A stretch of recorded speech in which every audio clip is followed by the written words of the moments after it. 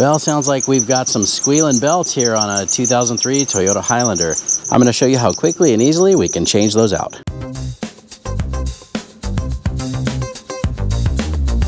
Hey, what's up YouTube? Dan the Fix-It Man. Got another quick video here for you. I'm going to show you how quickly and easily you can change your drive belts on a 2003 Toyota Highlander. Now, there's two different belts on this vehicle. One drives the alternator and air conditioner, and the other one the power steering.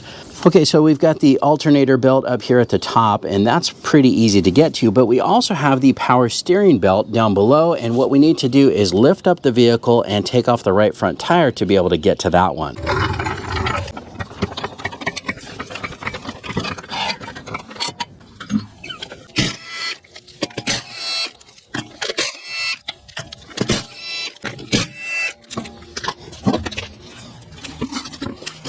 Okay, now our power steering belt is right over here. So you can see that this is pretty loose. You shouldn't be able to twist it beyond 90 degrees, and you can see I can almost double that all the way back over. Now, some videos show that you have to take off this plastic splash shield, and really there's plenty of room to get in here and to loop those belts onto the crankshaft pulley, so I don't think we need to take this off. Since this one is farther back on the harmonic balancer, we need to start up top with the alternator and air conditioning belt. So let's go do that one first. All right, now the first one we need to loosen is the pivot bolt here for the alternator, and that's a 14mm socket.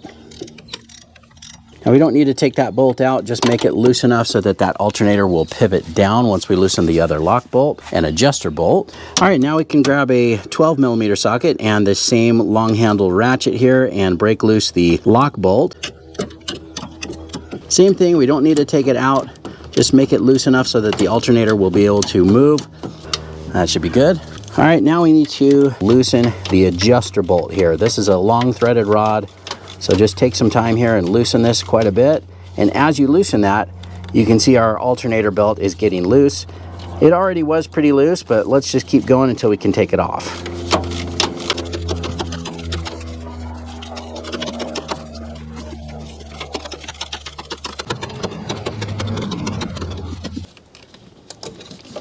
So just pull the belt off and take it out.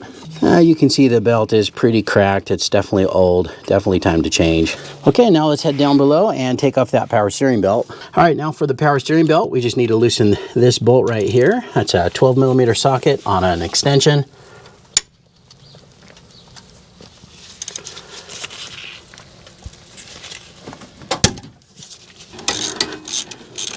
Now you don't need to take it out, just enough so that that will move. There's also a pivot bolt up here at the top. It is a 12mm as well, and I've got my ratchet on there with a deep socket. We do need to loosen that because otherwise this is not going to move.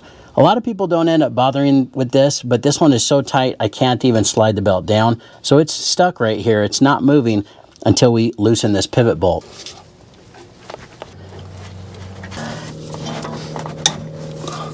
There we go.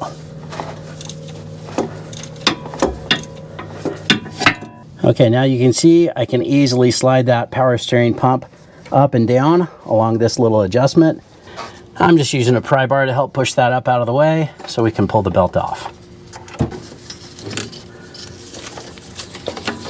I don't know how well it's showing up, but this belt is also pretty old. It cracked along the surface there, so it's time to change it. All right, so these are the replacement belts that I got. I just picked up this brand Bando. I bought these on Amazon, and I've used them before, and they worked out just fine. Part number here, 4PK880. Let's just make sure that that is the same one and match it up. It does look to be the same. Let's double check here on the alternator belt as well.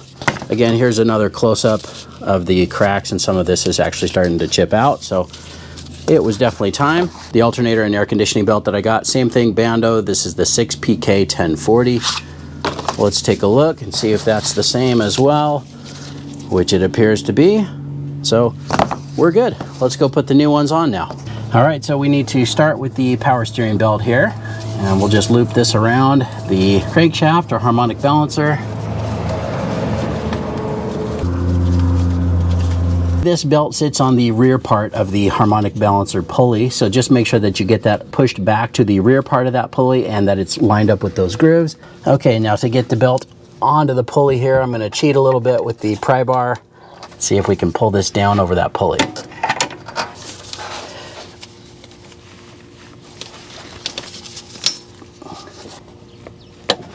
There we go. That was a snug one, but we got it.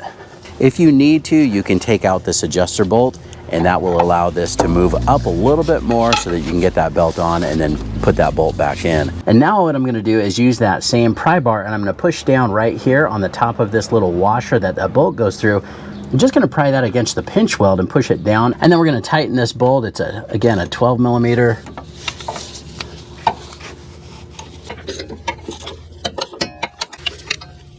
Now, as far as how tight to make this belt, there's a couple ways that you can check that. Toyota makes a special tool that you can put on here, and that will test the deflection of the belt. Or you can just put a little ruler or something or prop it down here, and then as you push on the belt, you can measure how far you can push it. It should be ideally between 1/2 to 1 inch of deflection if you're pushing on that. Or the method that I like is just twist the belt, and you shouldn't be able to twist it more than 90 degrees. So it should turn about a 1/2 turn right about there. Now, it might be a little tight, but I'm okay with that because these belts will stretch out usually after the first 100 miles. Now, the torque spec for both the pivot and the adjuster bolt here is 32 foot-pounds. And now let's head back up top so we can do the alternator and air conditioner belt. All right, let's go ahead and feed the new belt down. Just get it around the air conditioning and then the crankshaft or harmonic balancer pulley. Okay, and then this should be loose enough to fit onto the alternator pulley as well. There we go. All right, now we just need to tighten this adjuster until it's nice and snug. Now, as far as how tight to make this alternator and air conditioning belt, it's the same thing. Toyota sells that tool, the deflection tool, that you can measure that, or you can use a little ruler, or the method I like to use is just make it nice and snug until you can turn it about 1/4 of a turn. All right, let's go ahead and check that belt. Well, that's pretty snug. I'm gonna go just a little bit more and then we'll call it good. And that should be good. Again, we went a little tight because these belts are new and they'll stretch in just a little bit as they get broken in. But let's go ahead and tighten that alternator pivot bolt along with that lock bolt. Just tighten this 14 millimeter pivot bolt here. All right, now the torque spec for this alternator pivot bolt is 43 foot-pounds. And then we can tighten that lock bolt down below.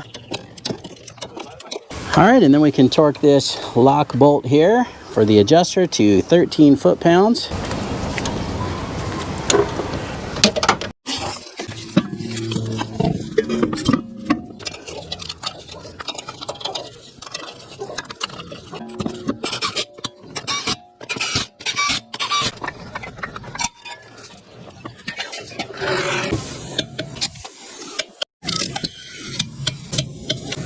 Before you start it up, just make sure that those belts are fully seated on all the pulleys.